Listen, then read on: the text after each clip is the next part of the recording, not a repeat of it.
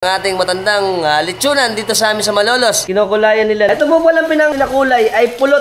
Kaya pala mabango. Matamis-tamis yung amoy. Ayan na. Pagam, ito litsunan. Ano yung litsunan? Tingnan nyo naman, oh. May iba-ibang size.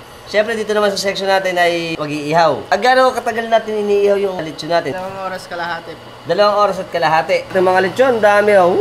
Ang dami. Ang init.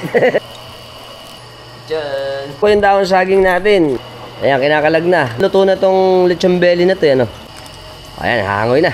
Pandan. Ayun. Wow, umiikot. It's crispy. Malamati kong malatong.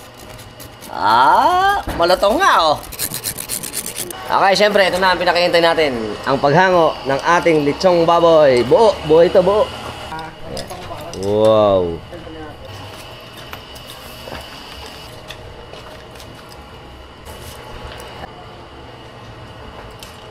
Handa na ni Idol dito, nalagyan mga bilao, tsaka yung mga sapin para dun sa ating lechon. Expert na paglalagay ng lechon, alright. Ano, para syempre masarap.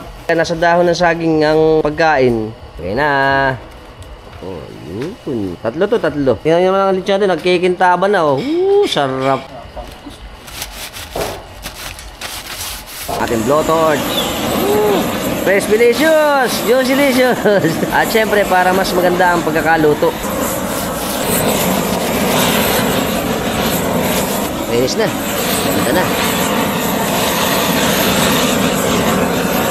Okay. Lagyan na natin. Yun. Yan. Mansanas na lang kulang. Ayan, pangalawa.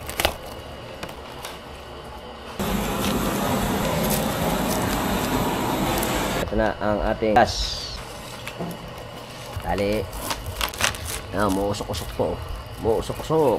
Ang ating napakasarap na lechon. Ayos na. Bilhin na kayo ng lechon. Next sa video natin, share nyo rin. Until next time, mga trabax, keep safe and keep moving always. Lechonan!